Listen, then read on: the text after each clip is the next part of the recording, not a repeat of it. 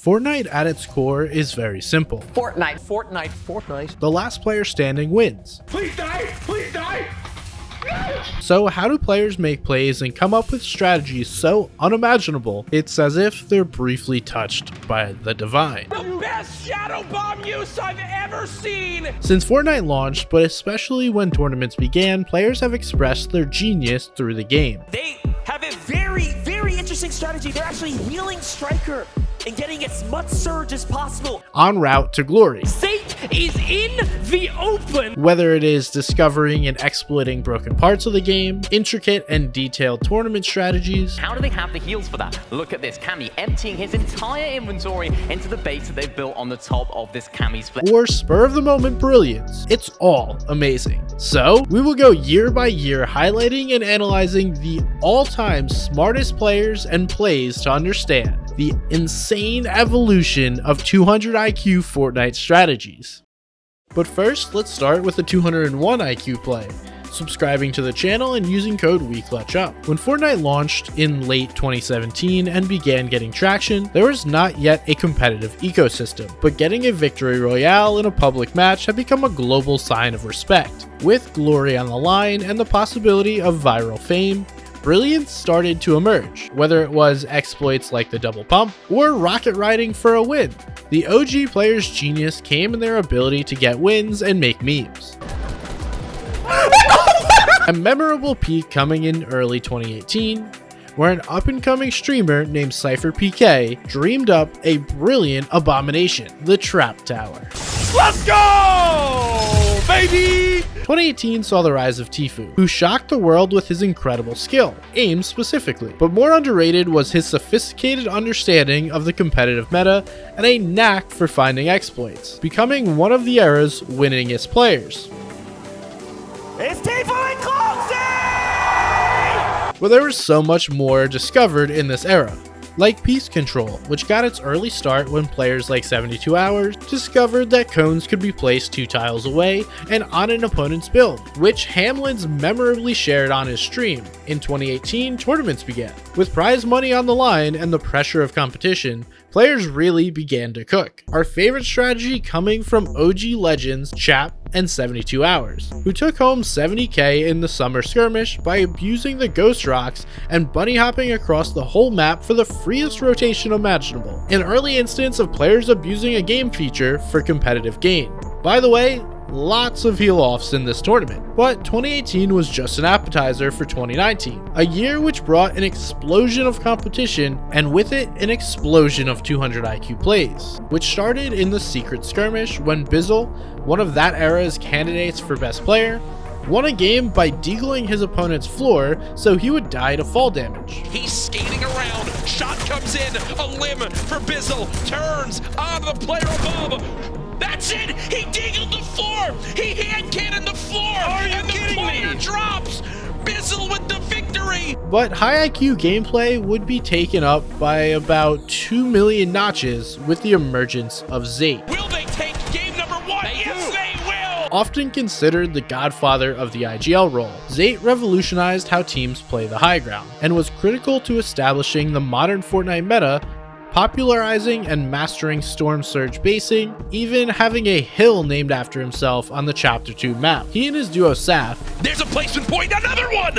Oh my, Saf now with 5 limbs! And he's earned his team another point as well for placement. Saf continues to do it. He's dropping him down. Saf with another. Oh my god! but on a masterclass in ESL Katowice. These are our points leaders. Zayt is in the open, taking the L. The greatest moment being when Zayt showed off an incredible situational IQ, using a Rift to Go to block the other team from healing off. It's actually catches on to pretty much everyone here. Saf gonna be on the low ground though by himself. Zayt immediately dives through. The campfire, I believe, was to. As you can see, Zayt trying to heal up as long as possible. Tomo has fallen, allowing Saf to win. So many genius plays at this LAN in Poland must have rubbed off on some of the players later in this video. Next is perhaps the game's most impactful exploit.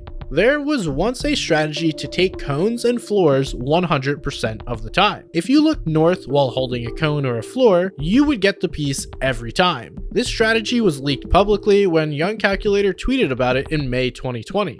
but pro players had known about it for years. Although we would never know for sure, some believe this is why Bugha chose Lucky Landing as his drop spot in the World Cup, the POI that faced north most often. But it's not just Bugha's World Cup win. Clix's 100-0 box fighting wager streak has this same theory. Since it was on his map, Clix would always be sure to spawn facing north. Although pro players were using this strategy for months, as soon as Young Calc exposed the strategy publicly, Epic Games were quick to patch it, as it was clearly unintended. Perhaps the most famous 200IQ play ever occurred in the World Cup qualifier by MrSavage. It was so viral it made 200IQ his brand. MrSavage had qualified duos but still had not earned his solo spot as of week 5. In game 7, he is in qualifying range but needs to win this game. He has an amazing endgame, but home seems lost when he is blocked from the zone. But he deploys a shadow bomb and makes history.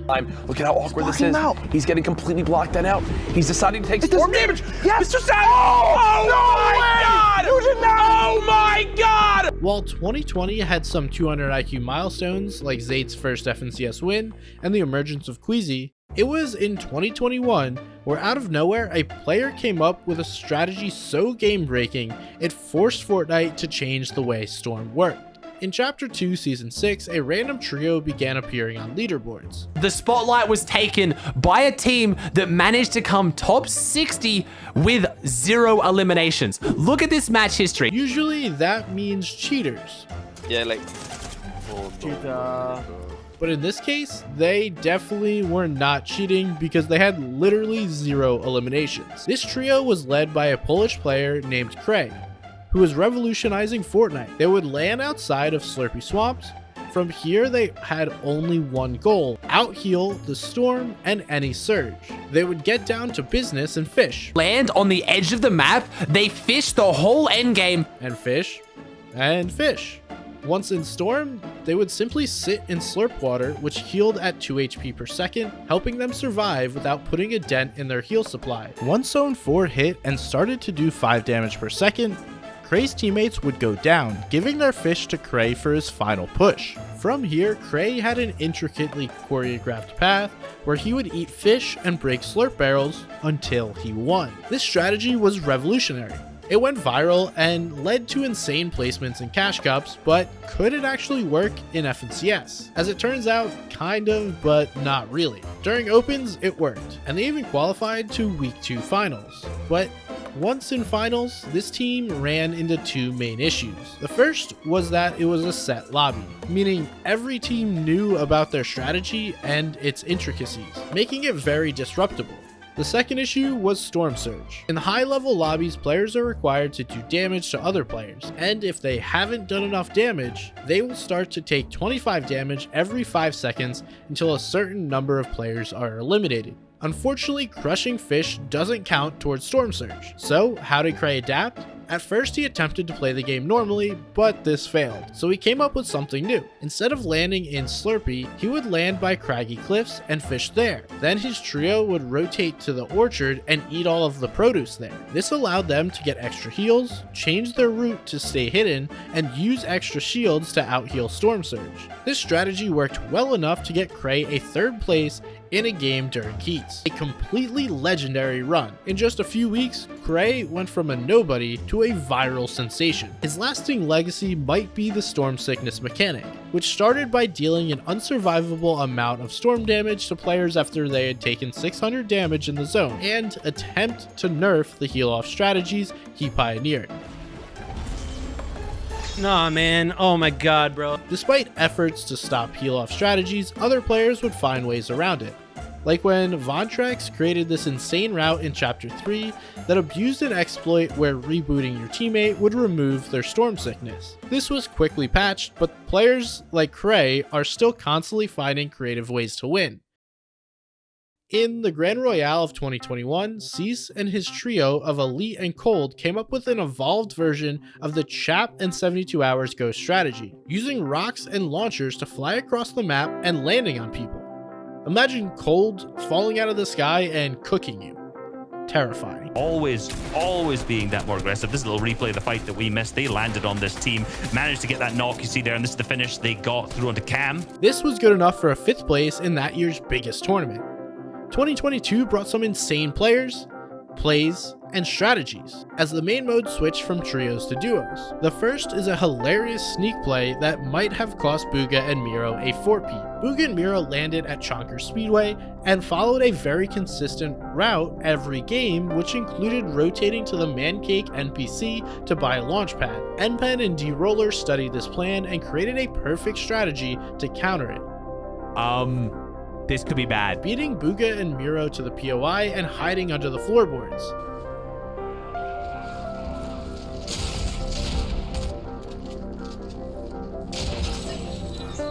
Bugha and Miro died in 42nd. They went on to lose the tournament by about 50 points, so a decent game may have seen them overcome Peterbot and Byla and win 4 straight championships. But perhaps the game's greatest instance of 200 IQ thinking came in the FNTASIA Invitational, the first official Fortnite LAN since the World Cup. Up to this point, it was the hardest lobby that anyone had played in Fortnite history. As a result, teams would need to cook up new, innovative strategies to succeed. But Cammy and Seti took it up a notch, with a novel and comprehensive game plan. To this day, the greatest example of a team outthinking their opponents. Here's what they did. They landed at Cammy Split at the center of the map, which had large hot air balloons players could fly off of. This meant that Seti and Cammy could loot up their drop spot and consolidate a ton of heals at the balloon, using their extra heals to hang in the storm and get surge tags. When they finally decided to rotate into zone, they could use the hot air balloon and glide in for a free rotation to an ideal spot. Cammy and Seti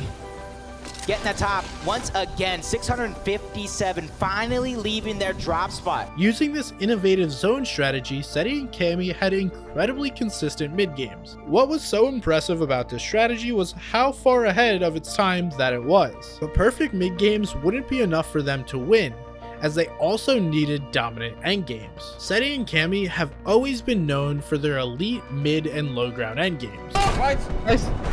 I mean, that's toughy.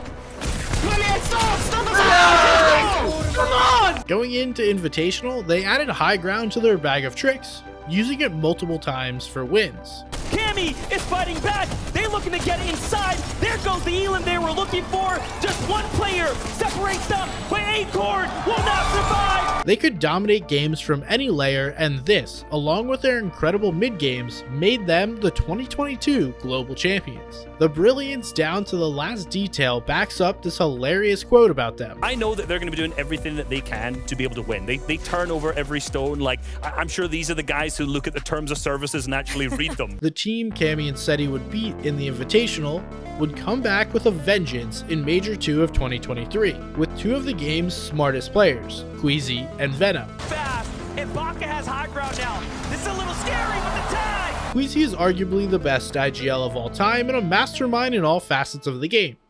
Get high, don't die! Get high, don't die! Come on, man. It's too easy. It's too easy. Today, Venom is an IGL, but at this point, he was probably the world's best fragger. Look at that 160 dome, Juriki forced to sit down, and then just the tracking is perfection. Despite insane expectations, they had not won in FNCS, but they had also not finished below 4th. There were 2. In Major 2 Grand Finals, they put up potentially the greatest performance ever. Slivers of HP, Vino tries to find that left shot and it connects well. Another one, and called EU a monarchy. They won 6 games and basically stopped trying after game 8 because their lead was insurmountable. So what did they do? They had a genius endgame strategy that got them height every time. Queasy and Venom landed at Kenjutsu Crossing and were both guaranteed a purple katana, which was that season's main form of mobility. Purple katanas had 3 charges versus the blue, which had 2. This meant that they could chop the high ground and then katana as late as possible. Because they had 3 charges, they could always beat the next highest team. Follow the zone. Nice. This strategy was basically uncounterable. A masterclass from 2 legendary players. EU fans did not have to wait long to be wowed because in Major 2, Misha and Tini created a unique strategy that, to be honest, we think should be replicated at least by one team in every FNCS. In every set lobby tournament, each team has a drop spot and a looting plan they repeat every game. Knowing this, Teeny and Misha cooked up an epic strategy. Instead of claiming one drop spot, they had 10 pre-planned drops. None were amazing. They planned 10 looting paths, even if they only ended up actually using 8. But these routes were all calculated as they had studied the teams around them and learned exactly their looting paths. Let's go! I thought people would be familiar by now, but now it is getting caught out for Nyan and Moneymaker, caught asleep. They would hide in positions where they knew a player would rotate before eliminating them and taking their loot. They weren't always successful because many variables can change whether a player would fall into their trap, but they did have backup plans. The first was to force a fight for their combat cache, which spawned in the 3rd zone and gave the team who claimed it insane loot.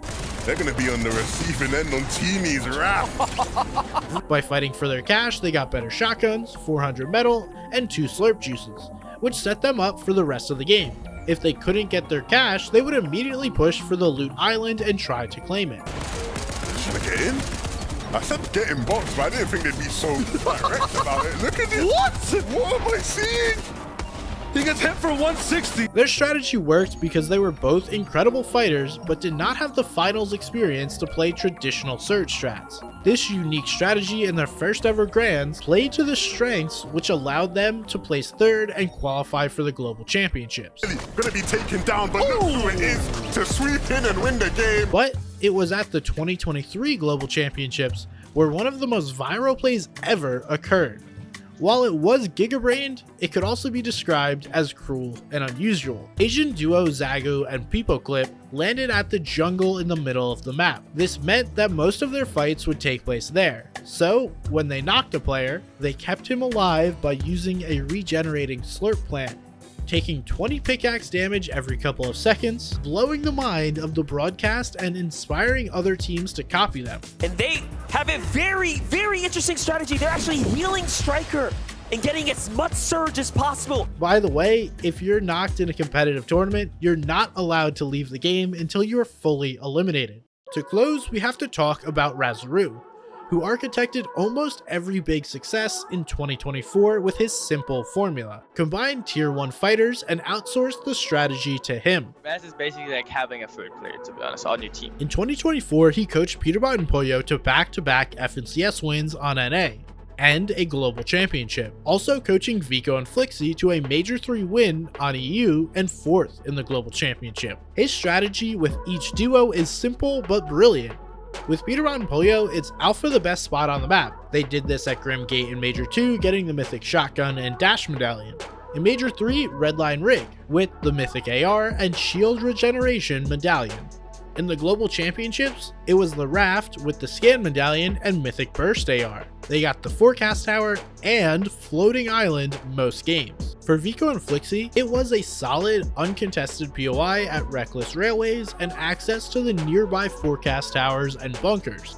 Within games, especially at Globals where no live coaching was allowed, these players are making calls, usually great ones, and they deserve the lion's share of the credit. He's gonna basically make it like seem like we're playing on the LAN already, and just like talk to us between games or before everything, or like after it. But given these players are still dominating well into trios, pairing the most skilled players with the best coach might be the ultimate evolution of the game. But we are not ready to give up on 200IQ icons like Queasy, Cammy, and MrSavage.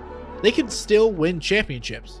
For instance, in their Major 1 upset of Peterbot, Ritual, and Cold, Acorn's trio had such a strong game plan, they did not take any surge damage. Adrian's and Pollo cooked too, but championship teams bring so much to the table: skill, preparation, teamwork, and 200IQ strats. As the great Aristotle once said, intelligence consists not only in knowledge, but also in the skill to apply the knowledge into practice. And these players showed how incredible intelligence complements their immense skills. We built an insanely fun fantasy Fortnite game.